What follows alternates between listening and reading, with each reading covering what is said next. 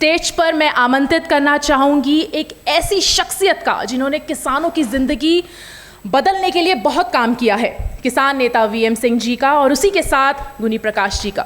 आप कृपया करके स्टेज पर आइए। वीएम सिंह किसान राजनीति के एक बड़े चेहरे हैं। वे राष्ट्रीय किसान मजदूर संगठन के संयोजक हैं और गन्ना मूल्य भुगतान को लेकर किसानों के लिए एक सफल कानून लड़ाई लड़ चुके हैं।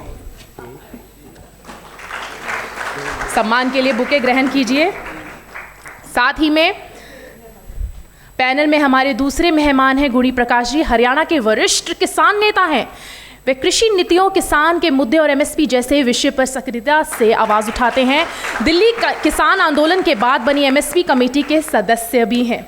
बहुत बहुत आभार, आपने हमारे इस कार्यक्रम के लिए समय निकाला, बहुत बहुत शुक्रिया। तो अब मैं स्टेज पर आमंत्रित करना चाहूँगी किसान इंडिया के सीनियर एडिटर निर्मल यादव जी का। आप आए और चर्चा को आगे बढ़ाए। तालियों की गड़गड़ाहट से स्वागत कीजिए हमारे पहले सेशन का।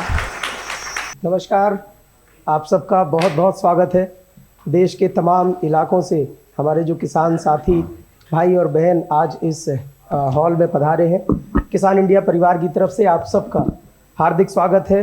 दिल्ली की ये जो सर्द और गुनगुनी सुबह है, ये इस मौसम को और भी अच्छा बना रही है, खुशगवार बना रही है।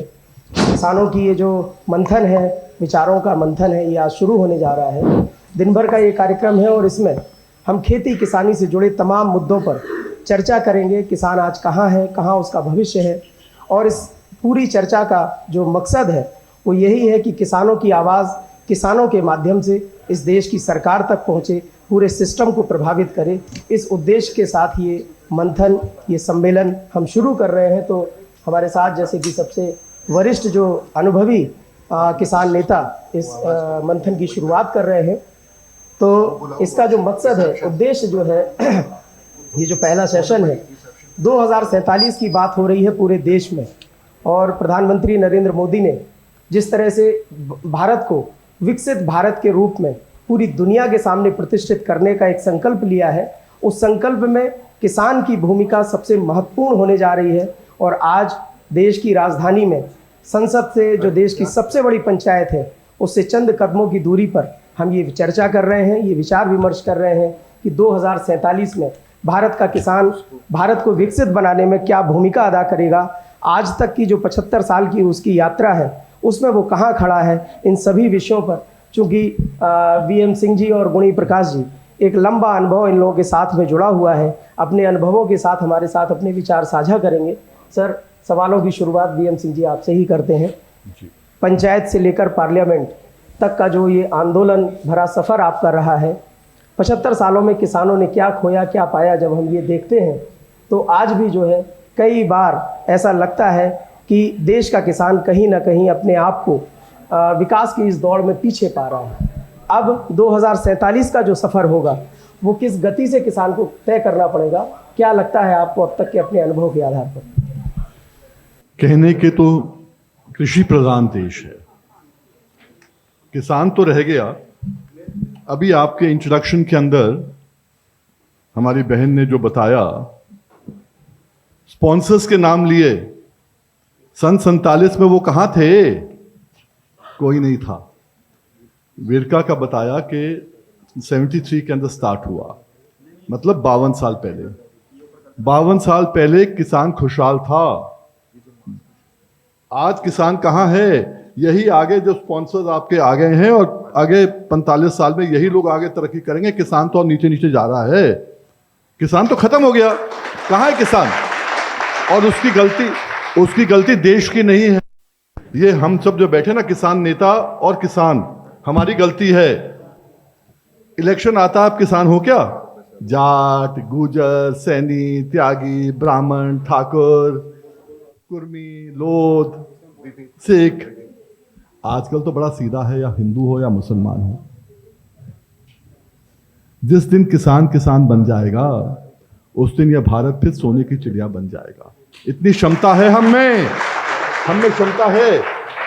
अभी आपका विकसित भारत हुआ था, मुझे गलती से बुलाया लखनऊ के अंदर, विकसित उत्तर प्रदेश। बोले जी देश में एक ही किसान नेता बुलाया आपको, मैं कहा बड़ी मेहरबानी, पर आपने गलती कर दी। स्पॉन्सर कौन थे? State of Uttar Pradesh. मैंने कहा पूछा तो सही सीएम से पहले कि वीएम सिंह को बुला रहा हूं, ठीक है गलत है। मुझसे पूछा गया आपके पैनल में कौन कौन होंगे, आप बताइए। 18 मंत्री आ रहे हैं, मुख्यमंत्री भी होंगे, डिप्टी सीएम भी होंगे, जिसके साथ बैठना चाहे बैठ जाएं। मैंने कहा नहीं, मैं बैठूंगा केवल principal secretary agriculture, principal secretary dairy और principal secretary sugar cane, sugar industry जो कहते हैं हमारे यहाँ। मैं कहा जिनने काम करना है, जिन्होंने कुछ करना हमारे लिए, उनके साथ बैठने का मतलब है। जिन्होंने केवल वाहवाही लूट के जाना है, उनके साथ बैठने मैं क्या करूंगा?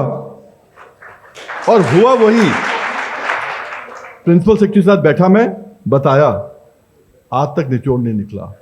पहला एक ही उदाहरण देके मैं करता हूं, फिर आप हमारे बड़े भाई बोलूं, छोटे भाई बोलूं, पर हम लोगों का ये है, मैंने पहले उनसे कहा था वहां बैठे हुए, मैंने कहा भाई किसान की बात करेंगे, पार्टी लाइन पे बात नहीं करेंगे। बिल्कुल। इन्होंने मुझसे खुद कहा, बोले किसान की बात ही करने आया, धान की बात करने केवल, गन्ना वन्ना छोड़ो। गन्ने की लड़ाई तो सबको मालूम, जो गन्ने का किसान होगा पूरी जिंदगी निकल गई मेरी गन्ने के पैसे दिलाने में। कम से कम 1 लाख करोड़ रुपया, 1 लाख करोड़ मायने रखता है, स्टेट गवर्नमेंट का बजट होता है।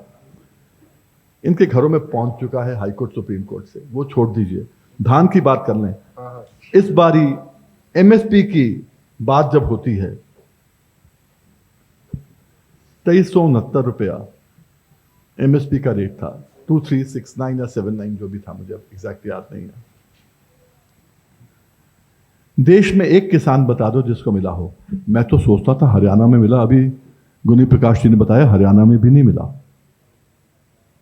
हमारे यहां, आप बिहार में जाएं, चुनाव हो रहा था, किसान की हैसियत देखो, चुनाव हो रहा था, धान बिक रहा था वहां 1300 का, 1400 का, 800-900 रुपए कम, किसी ने जिक्र नहीं किया।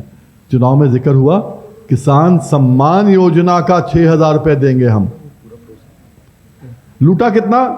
1 एकड़ पे अगर आपके 800 रुपए कम भी हो गए, 25 क्विंटल, 30 क्विंटल, 35 क्विंटल तक धान निकलता है आजकल। अरे 20 क्विंटल भी निकला तो 16,000 रुपए एकड़ का मार के, 5 एकड़ का 80,000 रुपए मार के आप 6,000 देके वाहवाही लूट रहे हो। ये किसान की किस्मत है आज। लेकिन सर, सरकारें दावा करती हैं, चाहे गन्ना को हो, यूपी की योगी सरकार बड़े बड़े आंकड़े बताती है कि हमने इतना बकाया भुगतान कर दिया। धान को लेकर सरकार बोनस दे रही है, तो ये विरोधाभास कैसे है? आप मुझे एक उनका स्टेटमेंट बता दो 2022 के बाद।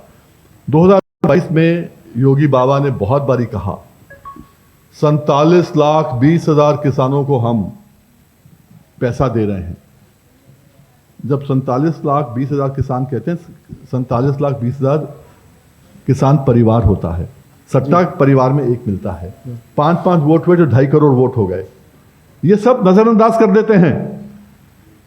हमने नोटिस भेजा, हमने कहा सुप्रीम कोर्ट और हाई कोर्ट ने आदेश किया तो पैसा मिला, और गन्ना हमने दिया आरक्षण ऑर्डर के तहत, एग्रीमेंट के तहत, सोसाइटी के माध्यम से। तुम कौन होते पैसे देने वाले? तुमने तो पैसा दिलाया भी नहीं। उसमें लिखा ब्याज भी मिलेगा, तुमने ब्याज भी नहीं दिलाया आज तक। उसके बाद आज तक कभी कोई आपने टीवी का अंदर देखा? नहीं देखा होगा। चुनाव आएगा फिर बोलेंगे, फिर देखेंगे। पर हकीकत क्या है? हकीकत यह है कि हमारे यहां जितनी भी रिसर्च सेंटर्स हैं, जो बात करें आंकड़ों के साथ करें, कोई फायदा नहीं। अदरवाइज हवा में बात करना मुझे अच्छा लगता भी नहीं है। रिसर्च सेंटर्स हैं, मुजफ्फरनगर है, सिरोही है, शाहजहांपुर का है, लखनऊ का है। जितने गन्ना रिसर्च सेंटर्स हैं, सब ने आंकलन दिया है कि 350 और 450 और 400 के बीच में, डिपेंड करता है कि डीजल कितने का है, खाद कितने का है, वगैरह वगैरह। उस हिसाब से चेंज होते रहता है ना। जी जी। उस हिसाब से उन्होंने कहा है कि लागत की कॉस्ट 350 से लेके 400 है। 50% आप एक्स्ट्रा दे रहे हैं तो कितना हो गया? 500, 550 रुपया। आप दे रहे थे 370। पिछले साल किसान तरस गया कि भाई 2 रुपए बढ़ा दे यार, नहीं बढ़ाया। वो तो इस बार मैंने ऐलान किया, अपनी सरकार बनाओगे तो 500 रुपए गन्ने का रेट मिलेगा, तो जाके 30 रुपए बढ़े हैं, वरना वो भी ना बढ़ते, वो भी ना बढ़ते जी। और आज उसमें क्या कर दिया उन्होंने? मैं माफी चाहता हूं मैं, क्योंकि इसमें ज्यादा बोल रहा हूं, क्योंकि आपने पूछ लिया क्वेश्चन ये। जी जी। टेक्निकलिटीज पे आ गए। पहले क्या होता था? पहले ये होता था कि सोसाइटी का कोई भी आदमी एमएलए एमपी जाके जांच कर सकता था। मैं तो खुद जब विधायक था आज से 30-35 साल पहले 1993 के अंदर, मैं खुद देखता था चुंबक लगे होते थे नीचे कांटों पे। मेरे पे बहुत केस लगे उस समय, जवान खून था, 32-33 साल की उम्र थी। मैं मारो इनको, हकीकत थी ये, जो चुंबक लगाएगा हटवाए चुंबक, पर केस बहुत झेल लिए जी। आज क्या है, आज अभी योगी जी ने एक ऑर्डर निकाला है, मतलब सरकार ने निकाला, योगी जी ने निकाला, एक ही बात है। बिल्कुल। अभी ऑर्डर निकला है कि सोसाइटी का कोई भी आदमी, कोई एमएलए एमपी भी इसको जांच नहीं कर पाएंगे कि गलत है सही है। क्यों? जो केन बाबू होता है, विंग क्लर्क होता है, वो कौन सा टेक्निकल होता है? कहते हैं कि किसान टेक्निकल नहीं है, इनका कोई नेता टेक्निकल नहीं है, सोसाइटी में टेक्निकल आदमी नहीं है, इसलिए जांच नहीं कर पाएगा। वो ठीक है, गलत है। पर तुम्हारा बाबू कौन सा टेक्निकल है? ये दो मापदंड जब तक चलेंगे तब तक किसान विकसित कभी नहीं होने वाला। और विकसित तो ये है, किसान का बेटा, कोई जितने बैठे यहां पर, इनका बेटा, किसी का बेटा खेती नहीं करना चाहता। आज हकीकत है ये। दुर्भाग्य है, कृषि प्रधान देश है हम। दुर्भाग्य ये है, आप स्पॉन्सर ले आए, कभी स्पॉन्सर लाए हो किसान को? कभी कोई कर सकता स्पॉन्सर? कभी नहीं कर सकता। किसान की बात हो रही है और किसान स्पॉन्सर ना कर पाए। अरे भाई, केसीसी के कार्ड खत्म हो जाएं तो सब चूल्हे बंद हो जाएंगे। बच्चे की जो पेट्रोल होते हैं ना, मोटरसाइकिल घुमाते हैं, मोटरसाइकिल नहीं घुमा पाएंगे अगर केसीसी बंद हो जाए एक दिन। बिल्कुल। तो गुणी प्रकाश जी, अब तक की विसंगतियां वीएम सिंह साहब ने बताई, ये 75 सालों का एक निचोड़ है और ये सच है। सरकार आपकी बात बहुत सुनती है, सरकार तक आपकी पहुंच भी है। और ये जो 3 कृषि कानूनों की बात चल रही थी, आपने भी उसका सैद्धांतिक तौर पर समर्थन किया था, लेकिन अब वो कानून कहीं ना कहीं अतीत में चले गए हैं, गुमनामी में है। क्या वे आउट है जो बातें वीएम सिंह जी ने कही कि इन सभी समस्याओं का जो सच है, समाधान हमें निकालना ही है और 2047 तक का ही सफ़र तय करना है। लक्ष्य है हमारे सामने 2047 का, समस्याएं भी साथ में है। तो समाधान के रूप में आपका क्या सुझाव सरकार की तरफ से होगा, या आप क्या मतलब सोचते हैं इसमें कि इन सब दिक्कतों से पार कैसे पाया जाए, किसान कैसे जो है वो प्रमोटर भी बने? पहले मैं हमारे किसान योद्धा वीएम सिंह को प्रणाम करता हूं। आप सभी को मेरी तरफ से नमस्कार, राम राम, सत श्री अकाल। साहब, हमारे भाई ने कहा कि सरकार हमारी सुनती है। अगर सरकार हमारी सुनती, मैं 3 साल पहले हमारी एमएसपी की कमेटी बनी थी जी। 3 कृषि कानून को लेके दिल्ली का घेराव हुआ था। उसके बाद एक बात प्रधानमंत्री जी ने करी कि खेत में काम करने वाले 5 किसानों को उस कमेटी में ले लिया और 3 ले लिए थे उस संघर्ष में जो थे आंदोलन के 3, लेकिन उन्होंने बायकॉट कर दिया। मैं हमारे आदरणीय वीएम सिंह से मैं थोड़ा सा इस पे करना चाहूँ। देश आज़ाद हुआ 1947 में, बाबा अंबेडकर जी ने संविधान बना दिया और संविधान में आज़ादी दे दी। ये पानी की बोतल बनाने वाले को आज़ादी दे दी, वो इसकी कीमत तय करेगा, इसका बाजार तय करेगा, इसको कहाँ कैसे बेचेगा। जैसे ये हमारे गांव में उसमें 30 रुपए की मिलती है और 152D पे जाओगे तो वहाँ ये 80 रुपए की मिलेगी। और जब ये 800 ml से 400 ml हो जाएगा एयरपोर्ट पे, यही पानी की बोतल 250 से 300 रुपए मिल जाएगी। उसकी कीमत ये पानी वाला तय करेगा। 1955 में कानून आया, हमारे पहले प्रधानमंत्री पंडित जवाहरलाल नेहरू जी ने, उन्होंने कानून बनाया जरूरी वस्तु अधिनियम, कमोडिटी एक्ट। उसमें कह दिया गया कि कोई भी किसान अगर पैदा करेगा, खेत में करेगा, दूध बनाएगा, जो चीज, उसकी कीमत सरकार तय करेगी। कारखाने वाले को आजादी दे दी और किसान पे जरूरी वस्तु अधिनियम लगा दिया। उसके अनुसार आप भंडारण नहीं कर सकते, आप व्यापार नहीं कर सकते, आप उस पे कोई अपने घर में भी रखे। हमारे वीएम सिंह को हमारे घर में से गेहूं निकाल के सरकारी खाते में दे दी गई कि आपने तो भंडारण कर रखा। और उसका परिणाम है तो हमारे को वो आज़ादी मिली नहीं, किसान को आज तक भी नहीं मिली। अभी इन्होंने कहा कि सरकार की हमारी कमेटी बनी थी, कमेटी में हमारा एक मकसद था, एक था एमएसपी की कीमत तय होगी, सुनिश्चित किया जाएगा, उसमें गारंटी वो सुनिश्चित की जाएगी। एक था फसल विविधीकरण, भाई फसल का कैसे बदली कैसे करे जाए। एक था प्राकृतिक खेती नित्य। तीन हमारे मसले थे और तीन मसलों में हमारी लगभग 2 साल के पास हमारी लगभग 45 मीटिंगें हुई और 45 मीटिंग के बाद हमने हमारे चेयरमैन है संजय अग्रवाल जी को, मैं इस मंच से कह रहा हूं, इसलिए कह रहा हूं कि मैं अपना दर्द बता रहा कि मैं कितना सरकार मेरी बात मानती है, मैं कितना सरकारी हूं। इस भ्रम को दूर कर दीजिए।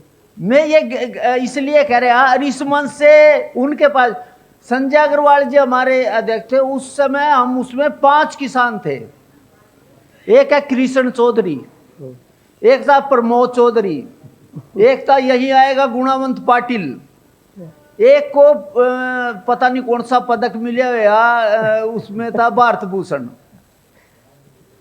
तो हमने एक रिपोर्ट तय करी, रिपोर्ट क्योंकि मैंने पगड़ी बांध रखी, हरियाणा में अगर मैं जाऊंगा, मैंने अगर किसानों से कोई गद्दारी की, मेरी पगड़ी सुरक्षित नहीं होगी। यहां आके मैं अगर कोई ऐसी बात कर दूंगा किसी पद के पर, मेरी पगड़ी हरियाणा पंजाब में सुरक्षित नहीं होगी, मेरी किसान की पगड़ी है। तो हमने सब ने एक बात करी कि हम गारंटी की बात नहीं करेंगे, हमने कहा रिजर्व प्राइस रखा जाएगा। उसमें कई विदेशों की भी हमने दी, विदेशी कराया जाएगा। भाई रिजर्व प्राइस से ऊपर उसकी 3 कैटेगरी कर दी, उससे कम फसल नहीं बिकेगी। क्या है रिजर्व प्राइस? रिजर्व प्राइस ये है, जैसे मेरा जो लागत खर्च है, सीएसीपी जैसे मान ले कीमत तय करती है, हालांकि सीएसीपी एक तरह से किसानों के साथ धोखा है, इसलिए धोखा, मैं भी उसमें हमारे साथ सीएसीपी के भी मेंबर आए थे। सीएसीपी के 3रे नंबर पे लिखा हुआ है उपभोक्ता के हित में महंगाई को देखते हुए कीमत तय होगी। उसमें लागत खर्च की बात नहीं आई, भाई किसान का फसल पे कितना खर्च आया, कितनी कीमत आई, कितना आया, उस पे कितना, जैसे स्वामीनाथन आयोग की रिपोर्ट है उसमें भी जो थोड़ा कंट्रोवर्सी है, लागत खर्च के आधार पे सीएसीपी किसान की कीमत तय करते ही नहीं, ना दूध की जो भी जैसा है।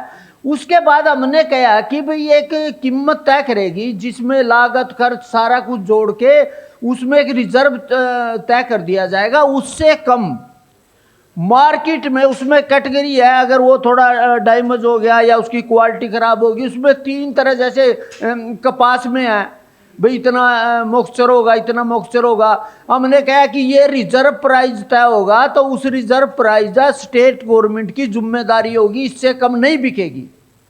एक प्रस्ताव हमारा था। दूसरा था कि जो किसान की जो उपज है उस पे जरूरी वस्तु अधिनियम जो इन्होंने बनाया, उस पे निर्यात आयात पे पाबंदी हटाई जाएगी, सरकारी तंत्र की दखलंदाजी नहीं होगी, बाजार में किसान जाएगा और बाजार में अगर व्यापारी भी खरीदेगा रिजर्व प्राइस तय कर दिया जाएगा, ये हमने दी। दूसरा हमने कहा था कि भी किसानों के लिए टेक्नोलॉजी जिला, टेक्नोलॉजी की बात क्या है, अभी अभी एक सीड बिल आया, हमने कहा कि हमारे को उन्नत बीज दी जाए, चाहे वो विदेश से आया तो चाहे देश से हो, चाहे हमारी यूनिवर्सिटियां तय करे, वो उन्नत बीज किसानों को दिया जाए। ये हमारी मांगे थी, कुछ बाकी मांगे थी, उसकी रिपोर्ट हमने 5 के 5 किसानों ने सिग्नेचर करके संजय अग्रवाल जी को दे दी। और हमारी 1.5 साल से आज तक हमारी कोई मीटिंग नहीं हुई उसके बाद। मैं केवल याद दिलाना चाहूंगा, संजय अग्रवाल वो आदमी हैं जिन्होंने 3 बिल पेश किए थे, पहले उस समय सेक्रेटरी एग्रीकल्चर थे। वो आदमी क्या करे, किससे क्या उम्मीद कर रहे हैं आप? देखो इसमें कंट्रोवर्सी है, मैं 3 कृषि कानून का समर्थक हूं, उसका मैं एक उदाहरण भी दूं। हमारे हरियाणा, आपने अभी चर्चा की, हरियाणा पंजाब में अब की बार धान की खरीद हुई। खरीद होने के बाद जो हरियाणा पंजाब में किसान की फसल खरीदी गई नहीं, वो 359 रुपए में खरीदी गई। तो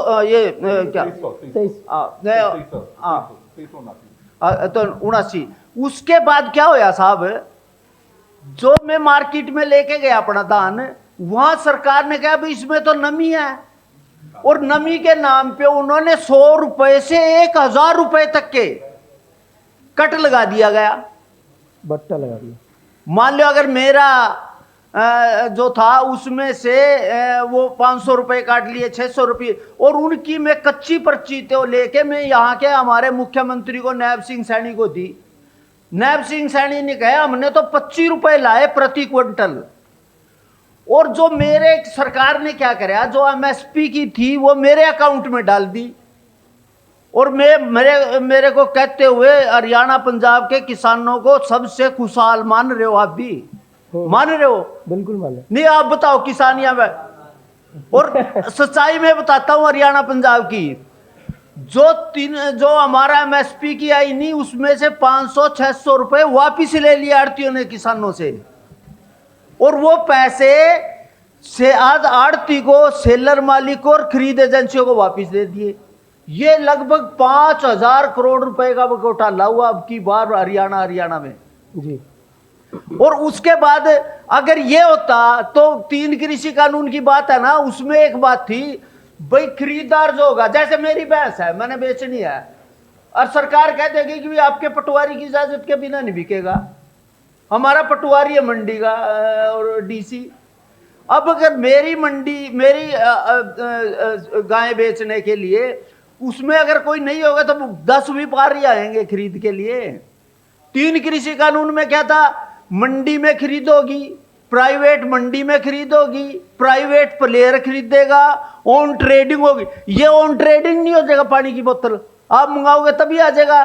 तो अगर मेरे ऑन ट्रेडिंग पर मेरा दूध लेने के लिए कोई आएगा, कोई व्यापारी आएगा, उस पे देखो आज हम बाजार में क्यों मर रहे हैं, बाजार में इसलिए मर रहे हैं कि हमारे बाजार में गाहक ही नहीं है। गाहक हमारा सिर्फ डीसी है, या मार्केट कमेटी है, या एफसीआई है, पीडीएस। हम क्या कि देश को हमने अनाज देना चाहिए, लेकिन अनाज पैदा करने वाले को क्या होया, हमने तो आत्महत्या करी क्योंकि मेरा खर्चा नहीं निकला, आड़तियों के मैं इतने गुलाम हो गया, मेरे को लागत नहीं मिली। अब प्रधानमंत्री जी ने एक बढ़िया काम ये किया, हम साधारण किसानों को एमएसपी के मेंबर बना दिए, और जो हमने रिपोर्ट दी वो 1.5 साल से मैं एक और बात कहना चाहूँ आपके सामने, मीडिया के सामने, 45 मीटिंगें हुई। 45 मीटिंगों में हमारी रखा गया था भी हर मीटिंग में हमारे को 10,000 रुपए मिलेंगे, और मेरी गाड़ी का खर्चा, मैं ये छोटी बात नहीं कह रहा, लेकिन मेरे साथियों मेरे को ये आरोप ला रहा है आईटीआई में कर रहा है कि इतने लाख रुपए खर्च हो गए, हमारे को सिर्फ 5 मीटिंग के पैसे मिले, 5 मीटिंग के गाड़ियों के खर्चे मिले, 40 के अभी तक हमारे भी बकाया है। सच्चाई की बात कह रहा मैं, मीडिया के ऊपर कह रहा। आपके दर्द के साथ अगर आपकी इजाजत तो मैं 1 मिनट बताऊं एक चीज। आपने रिजर्व प्राइस के बारे में पूछा था, पता नहीं इसमें से कितने गन्ना लगाते हैं, पर देश में कम से कम 16 प्रांतों में गन्ना लगता है, जो लोगों को मालूम, सबसे बड़ा गन्ना लगता है, और गन्ना मंत्री हमारे देश में है ही नहीं कोई। आज कोई मुझे बता दे कि गन्ने का कौन है मंत्री, आपको मालूम? कोई कहेगा एग्रीकल्चर मिनिस्टर, जो कि नहीं है। मतलब पता ही नहीं लोगों को गन्ना क्या चीज है। और वहीं पर अगर गन्ने की बात करते हैं, नियत की बात करते हैं, इस देश में नीतियां बहुत हैं, जो आदमी आता है नीति बनाता है, पर नियत नहीं है। बेसिक चीज तो नियत की बात आती है। और आपका दर्द मैं पहचान सकता हूं, 45 मीटिंग हो गई, रिपोर्ट आ गई, पेश नहीं हुई। आपने क्या मांगा? Reserve price. चीनी, क्योंकि मैं हाई कोर्ट सुप्रीम कोर्ट में चीनी के करके, जैसे मैंने कहा 1 लाख करोड़ रुपए लोगों के घरों में आ चुका है, तो मुझे थोड़ा लोग आम आदमी से ज्यादा मालूम है। चीनी उस समय हाई सी क्या होता है, जब बाहर से आती है तो वहीं से आदमी डाइवर्ट करके अपने अपने पोर्ट पे ले आता है खरीद के।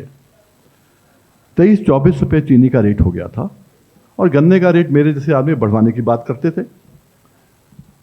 तो सरकार ने बिना एक भी मीटिंग के, गुनी प्रकाश जी, एक भी मीटिंग नहीं, कुछ नहीं, रिजर्व प्राइस तक दिया। 31 रुपए से कम देश में कोई खरीदेगा तो जेल जाएगा।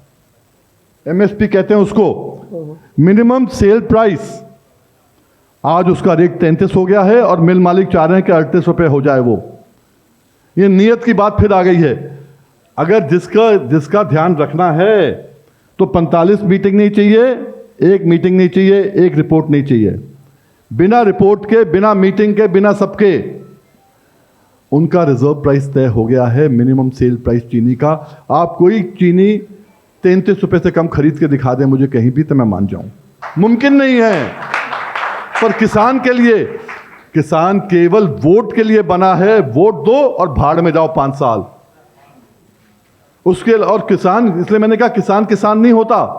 जिस दिन किसान किसान बन जाएगा, अंग्रेज तो 250 साल पहले आए थे ना, सूंघते हुए यहां सोने की चिड़िया को।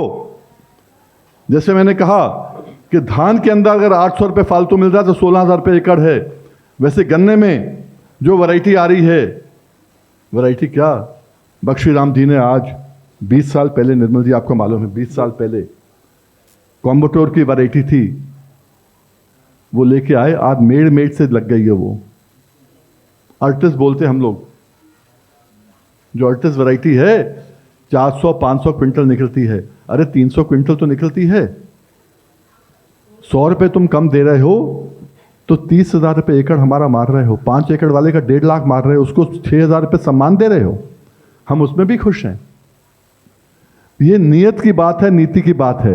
अगर उनको रिजर्व प्राइस आप दे सकते हो, पेट्रोल के अंदर जब डीजल बढ़ जाता है, क्या सरकार खरीदती है उसको हमें देने के लिए? हम अपने आप खरीदते हैं। वैसे सरकार क्यों कहती है एमएसपी में हमें खरीदना पड़ेगा? मत खरीदो। सरकार मजबूरी में खरीदती है क्योंकि 80 करोड़ लोगों को राशन दे रही है। और आपने जो कहा, ताली एक बार आखिरी में बजा लेना अगर बजानी हो तो प्लीज उसमें, क्योंकि फायदा नहीं है। ताली तब बजाते हैं जब कोई अच्छा काम होता है। हम तो लुट रहे हैं यार, काहे की ताली?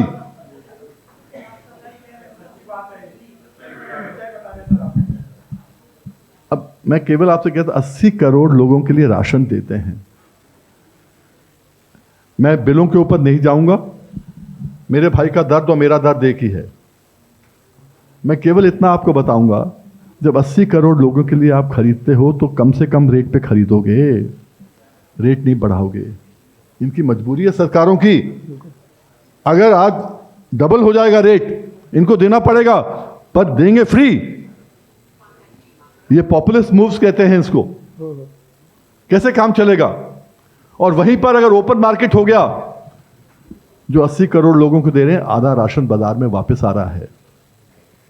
मैं 2 थैले लेता हूं यूपी के अंदर, एक योगी जी का, एक मोदी जी का।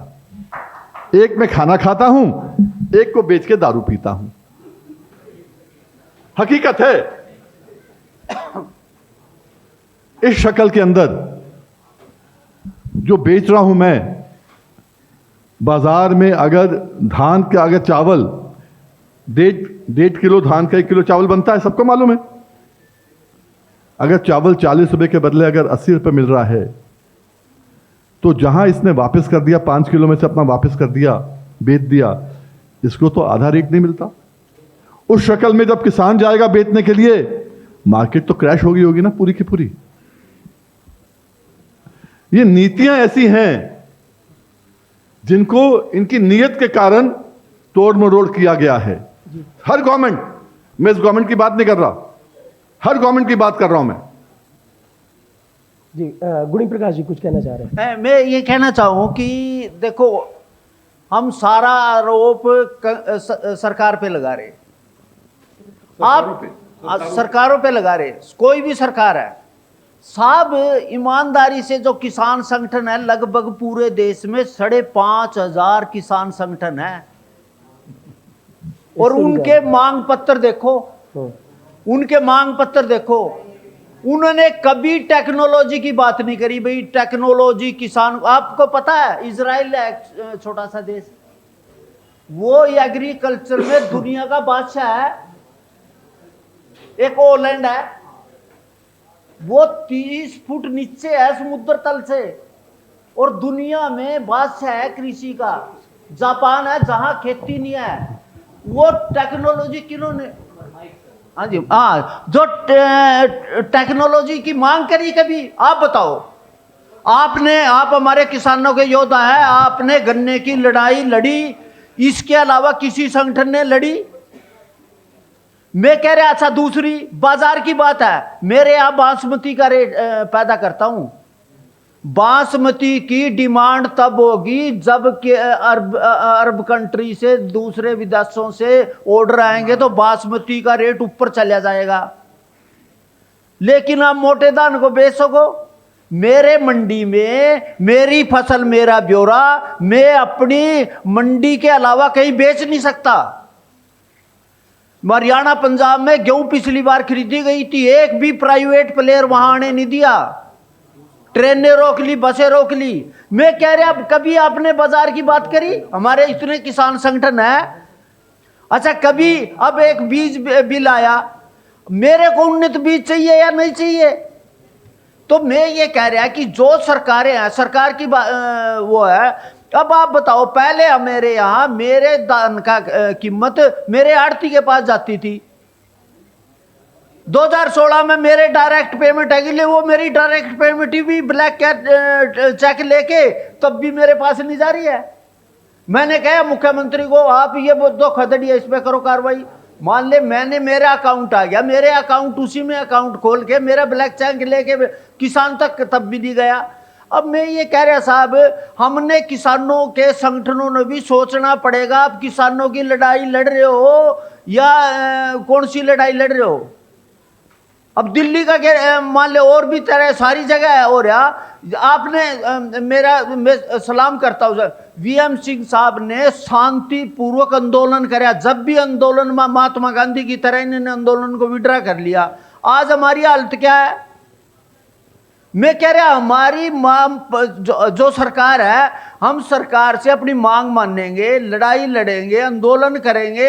अब मैं ये कह रहा, जब तक देखो आप कितनी कर लो, जब तक मेरे को टेक्नोलॉजी नहीं मिलेगी मैं आज़ाद नहीं हो सकता, मेरे को बाजार नहीं मिलेगा मैं नहीं होऊंगा। आप जितने नारे लगा लो, मैं सच्चाई कहूं आपके, 3 बार किसान आंदोलन मेरे को गोली लगी, 56 बार मैं महाराष्ट्र से यहां तक जेल में गया, 117 मुकदमे, लेकिन मेरे को मिला क्या?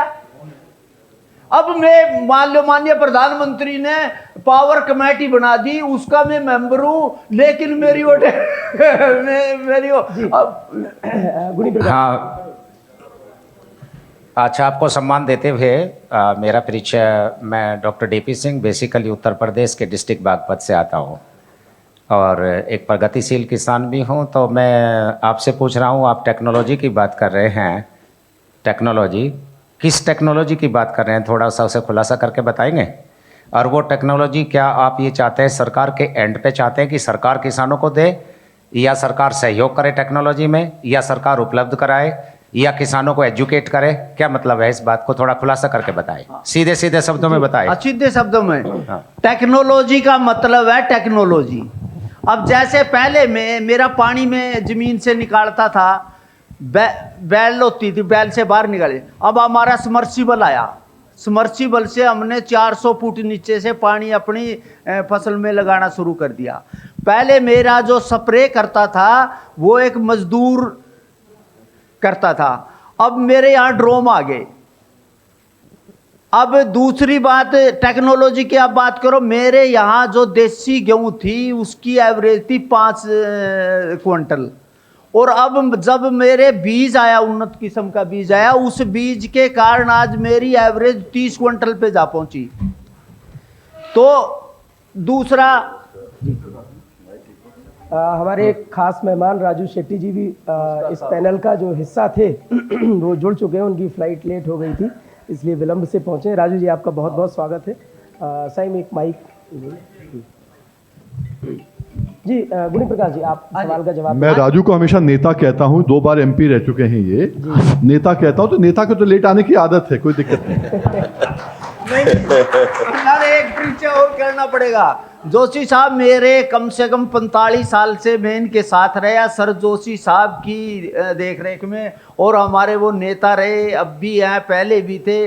सर जो शेतकारी संगठन के निर्माण करने में इनकी सबसे बड़ी भूमिका, हरियाणा के हर बच्चा राजू शेट्टी साहब के साथ हरियाणा पंजाब में। जी राजू सर, बात हो रही थी गन्ना और किसान, जितनी भी समस्याएं हैं, सभी समस्याओं का अंबार एक तरह से लगा हुआ है। आपका चूंकि पंचायत से लेकर पार्लियामेंट तक का जो अनुभव रहा है, अच्छा 2 मिनट में आप उनका। जी जी, तो टेक्नोलॉजी का जैसे अब बताओ, हमारे यहाँ ट्रैक्टर था, ट्रैक्टर में पहले एरो थी, अब हमारे यहाँ जाके देखो उसमें टेक्नोलॉजी आ गई कि पराली अगर खड़ी है, पराली में भी हम उसको कर लेते हैं। टेक्नोलॉजी बीज में टेक्नोलॉजी है, बीज हमारे जैसे अब टेक्नोलॉजी की बात है, मैं यूरिया का बेहद इस्तेमाल कर, अगर भूमि का परीक्षण करेंगे, उसको ये करेंगे, इसको यूरिया, इसको पोटेशियम, फलाना फलाना फलाना, तो एक सेकंड, आप DP सिंह साहब मुझे 1 मिनट दें इनके बाद।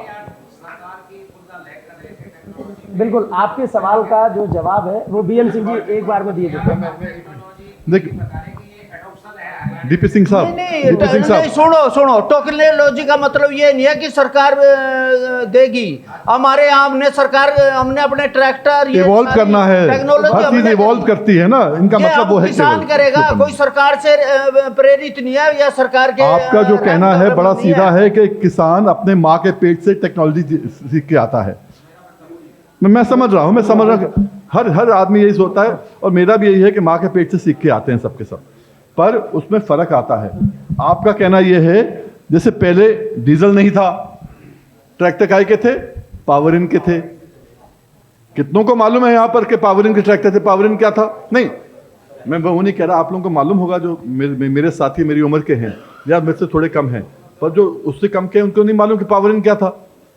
पावर इन से डीजल आया, पहले झोटों से हल चलाया करते थे, फिर बैल आए, बैलों के बाद ट्रैक्टर छोटे आए, फोर्टसन मेजर वगैरह बड़े बड़े आ गए, तो ये ऑटोमेटिक अडॉप्शन हो जाता है। वही इनका कहना था, इवॉल्व हो रही है टेक्नोलॉजी का मतलब वही था, इंटरवेंशन की बात। टेक्नोलॉजी का मतलब ये नहीं है कि गवर्नमेंट की टेक्नोलॉजी हमें अडॉप्ट करनी है।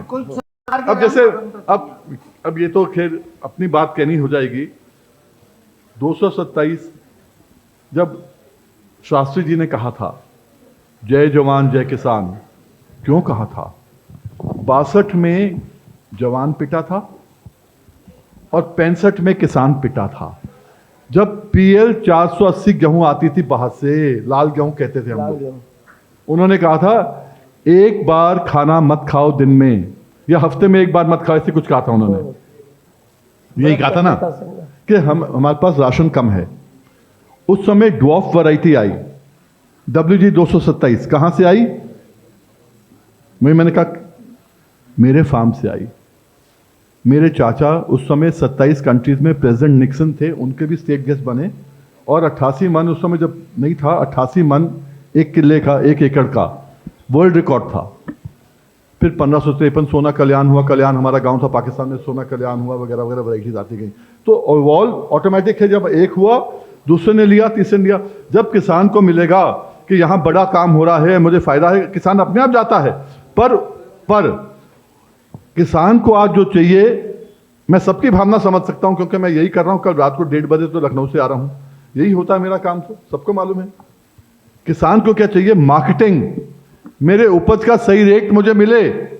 आज घाटे का सौदा है, जिस दिन मुनाफे का सौदा हो जाएगा बच्चे फिर खेती में आ जाएंगे, वरना कोई खेती में नहीं आएगा। आप मंगाइए, जहां से मंगाना है धन, जहां से मंगाना है आपको राशन। आज तो ये हाल हो गया है, बच्चों से पूछोगे ना कि भाई खाना कहां से आता है, बोले जोमेटो से आता है। ये हकीकत है आज, बिल्कुल। तो उन्हें किसान का मालूम ही नहीं। बिल्कुल। राजू शेट्टी जी, बहुत अभी तक का जो डिस्कशन हुआ है, 2047 के भारत की हम बात कर रहे हैं, विकसित भारत में किसान कहाँ खड़ा है? आपका लंबा अनुभव है, राजनीतिक अनुभव भी है, किसानों के आंदोलन को लेकर आपने जो महाराष्ट्र में काम किया है, क्या लगता है कि 2047 तक का ये जो सफ़र है, इसमें अब भारत के किसानों की क्या भूमिका होने वाली है, या इसी तरह से जैसे अब तक चलता रहा है ऐसे ही चलेगा? क्या लगता है आपको? 2047 में पता नहीं किसान कहाँ होगा, क्योंकि हमने तो अनाज के लिए देश को आत्मनिर्भर कर दिया, लेकिन फिर भी महाराष्ट्र जैसे राज्य में जहाँ 60% लोग आज भी खेती पे निर्भर है, वहाँ अगर हर रोज़ 9 किसान आत्महत्या करते हैं तो इसका मतलब कि किसान कहाँ है इसका पता चलता है। और ये कारण क्या है कि लागत से भी कम दाम में उसको अपना अनाज बेचना पड़ रहा है। अभी तो खास करके नॉर्थ इंडिया में जो धान की खेती करते हैं, गेहूं की खेती करते हैं, उनको तो कम से कम एमएसपी मिलती है, लेकिन धान और गेहूं छोड़ के बाकी जो किसान है, क्योंकि ये सब लोग 6% में आते हैं, 94% जो किसान है जो सोयाबीन की खेती करते हैं, कपास की खेती करते हैं, बाकी दलहन की करते हैं, उनको तो आज की तारीख में एमएसपी नहीं मिल रही है। आज सोयाबीन की एमएसपी है 5,328 जी। और किसान बेच रहा है अभी 4,000 तक बचा कि, लेकिन जब सीजन शुरू हुआ था वो तो 3,500 तक था। और अभी मैंने सुना कि 1 लाख टन सोयाबीन इंपोर्ट हो रहा है। तो इसका मतलब यह है कि किसान को एमएसपी भी नहीं मिल रहे हैं, और ये बाहर मन चाहे इस तरह से बाहर से अनाज इंपोर्ट कर रहे हैं। वही हालत प्याज की है, वही हालत बाकी फसलों की है, गन्ने की भी यही स्थिति है। जब इंटरनेशनल मार्केट में चीनी को रेट अच्छा मिलता है तो ये लोग चीनी एक्सपोर्ट बैन करते हैं। और इस तरह से अगर इनकी पॉलिसी रहेगी तो कहाँ आए किसान। दूसरी तरफ विकास के नाम पे किसान के कब्जे में जो भी बच्ची कुच्ची खेतियाँ है, खास करके फर्टाइल लैंड हर अलग अलग कानून करके वो छीनी जा रही है। इसमें किसान का कोई संबंध ही नहीं है। ये लोग आज भी किसानों को, इस देश के नागरिक है, इस देश के कुछ कोई है, हम उनको भी कुछ जवाबदेही है, ये सोचते ही नहीं है जी। और ये जो बैठे नीति आयोग में, इनको तो किसानों से कुछ लेना देना नहीं। तो क्या स्थिति रहेगी आज ये, अगर इतनी बहुत बुरी हालत किसानों की है तो 2047 में क्या होगी? सेठी साहब, मैं बीच में टूकूंगा, चूंकि समय की सीमा है, हमें इस सेशन को समाप्त भी करना है। 2 तरह की तस्वीरें बनती हुई दिख रही हैं पिछले 10-11 सालों में, 2014 के बाद खास तौर से। एक, एग्रीकल्चर को इमर्जिंग सेक्टर के तौर पर पेश किया जा रहा है। दिल्ली से लेकर गांव देहात तक आप जाए तो देखा जाए तो ऐसा लगता है कि जैसे एक बूम सा आया हुआ है एग्रीकल्चर में। जो देखो सो एग्रीकल्चर की बात कर रहा है, तमाम बड़े बड़े ग्रुप्स हैं वो आने को तैयार हैं। एक दूसरी तस्वीर है जहां हमारे किसान जो खेत पर काम करते हैं, जो वास्तव में इस धरती से अन्न उपजाकर इस देश का भंडार भर रहे हैं, उन दोनों के बीच में एक बड़ी भारी खाई दिखती है, वो है वित्तीय असमानता की। सरकार की नीति और नीयत, दोनों बातें वीएम सिंह जी ने और गुणी प्रकाश जी ने कही। नीति और नीयत की जब हम बात करते हैं तो क्या ये खाई बढ़ती हुई नजर आ रही है, और अभी भी नीति वैसी नहीं हो पा रही है जिस तरह की होनी चाहिए? ये जो 2 तस्वीरों का मैंने जिक्र किया, आप इसको किस तरह से देखते हैं? कि मैं फिर वहीं आ रहा हूँ 2047, वीएम सिंह जी आप भी थोड़ा सा इसमें मैं इनकी तरफ, आपकी तरफ से मैं एक क्वेश्चन इनको और डाल दूं, क्योंकि आपको शायद नहीं मालूम होगा, राजू शेट्टी जी वो शख्स थे जिन्होंने एमएसपी गारंटी के ऊपर बिल रखा था पार्लियामेंट के अंदर, प्राइवेट मेंबर बिल। बिल्कुल हम सबने बनाया था, इसलिए मुझे मालूम है। अखिल भारतीय किसान संघर्ष समन्वय समिति ने बनाया था, राजू शेट्टी ने रखा था। मैं चाहूंगा राजू जी उसके बारे में भी थोड़ा बताएं बिल्कुल सर। कि वो बिल में क्या है, किसान कैसे एमएसपी के अंदर कैसे वो पक्का हो सकता है, क्या मिल सकता है, और सरकार का क्या लेना अनिवार्य है या केवल गारंटी से काम चल जाएगा। जी देखिए, हमारे पार्लियामेंट में एक बिल पास किया था, वो रोजगार का।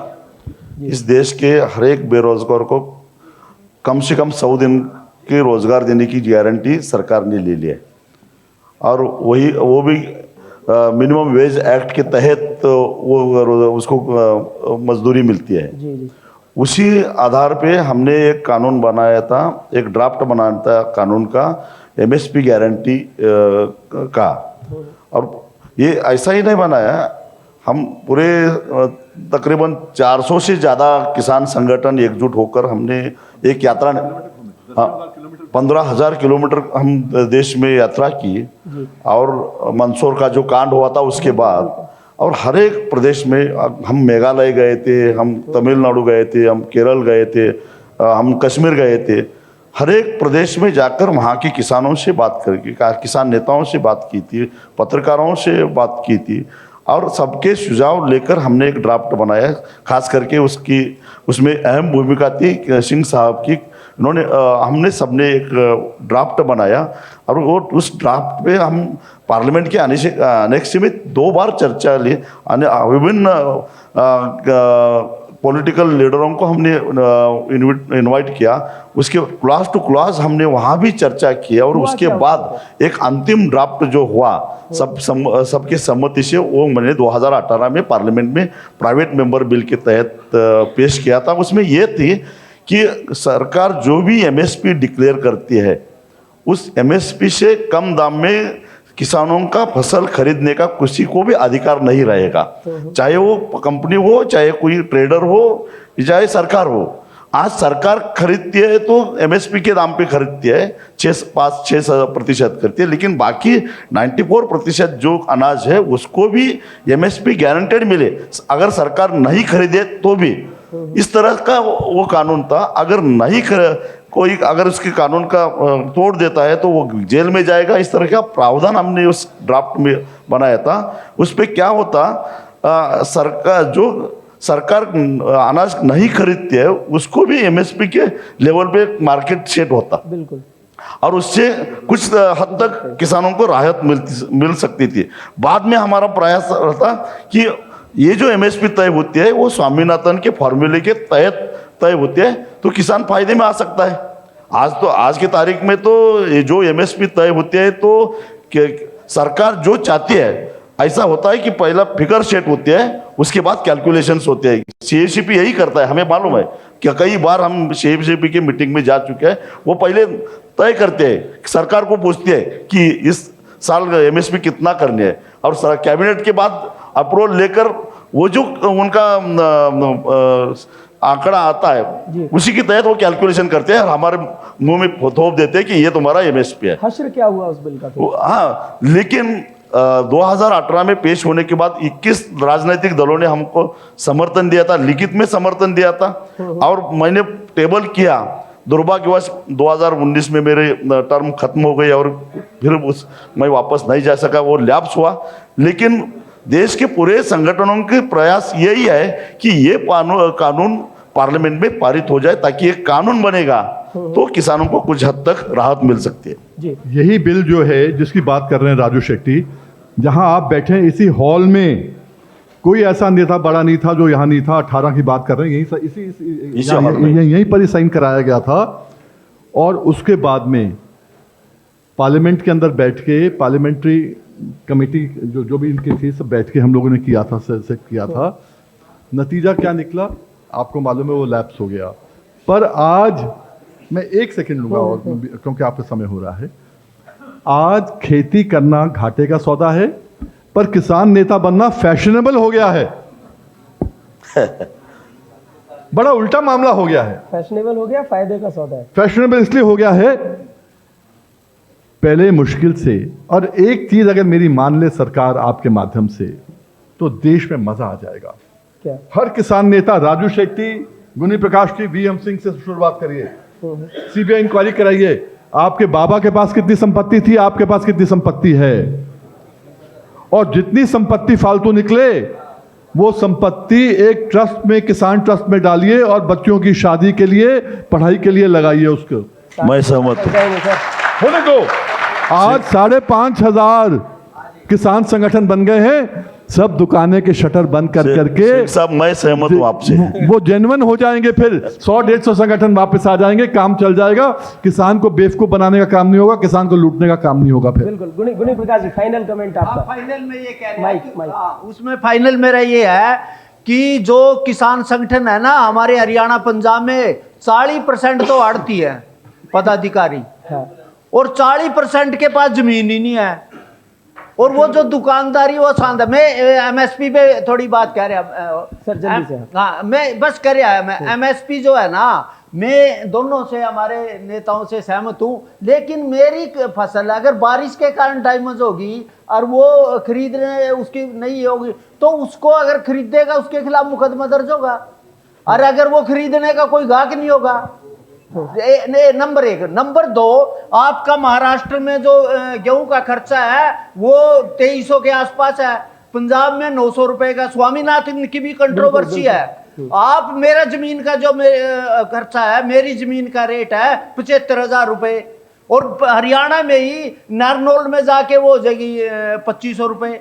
तो जो है ना, अगर बाजार हो, बाजार खोलेगा, बाजार की आजादी जो सरकार ने पाबंदी ला रखी पीडीएस में जाके कि हरियाणा पंजाब में पूरी गेहूं कैप्चर कर ली, किसी प्राइवेट प्लेयर को आने नहीं दी, मंडी की लूट हुई, सारे का सारा। ये रिजर्व प्राइस भी हमने जो प्रस्ताव रखा था भाई, जो अगर मान ले सजा के बाद कौन खरीदेगा? अगर मेरी बारिश में फसल खर्च होगी, धान की खर्च होगी, गुनी तो जी, कौन खरीदार बनेगा? एक मिनट मैं हस्तक्षेप करता हूँ।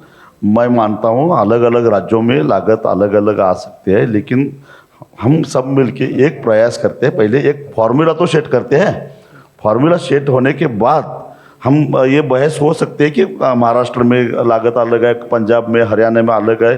दूसरी बात यह है कि पहले कम से कम कानून तो होने दो। आज जो एमएसपी है वो भी नहीं मिल रही है। बिल्कुल। शुरुआत मैं माफी चाहते हुए एक चीज कह दूं, स्टेट गवर्नमेंट भी ये कानून बना सकता है। बिल्कुल। सेंटर क्यों? वो तो पहले महाराष्ट्र ने तो- बनाया तो- था, तो- महाराष्ट्र ने बनाया था, लेकिन उसको वो लागू क्यों तो करो। महाराष्ट्र गवर्नमेंट जो सरकार बने ने लागू तो कानून बना करे। दिया था, क्यों अगर गया? स्टेट गवर्नमेंट लागू कर देगी तो जो आपने कहा है कि कहीं लीज मनी ये है, कहीं रेट ये है, वो सब बराबर आ जाएगा। हर स्टेट अपने अपना करेगी, रेट तय करेगी, कोई दिक्कत नहीं आएगी किसान को। हर स्टेट गवर्नमेंट वेलफेयर स्टेट है, उसको अपने किसान राजू सेठी बैठे, इनको पूछ लेना। अगर स्टेट में कानून होता है तो दिक्कत ये होती है कि हमारी एक पॉलिसी है, वन नेशन वन मार्केट। अगर महाराष्ट्र का कानून अलग हो जाएगा, महाराष्ट्र के एमएसपी अलग हो जाएगी, कर्नाटका की अलग होगी, मध्य प्रदेश की अलग हो जाएगी, तो यहाँ का अनाज वहाँ, वहाँ का अनाज यहाँ, ये भी हो सकता है। इसलिए नेशनल लेवल पे एक ही पॉलिसी अनिवार्य है। तो इन तमाम तकनीकी बाधाओं के बीच में जो पूरा लब्बो-लुआब चर्चा का निकला, समस्याएं हैं लेकिन समाधान के रास्ते भी हैं, और निश्चित रूप से समाधान निकल सकता है बशर्ते सरकार की नीयत जो है वो इस दिशा में साफ हो। हम इस सेशन को यहीं समाप्त करेंगे।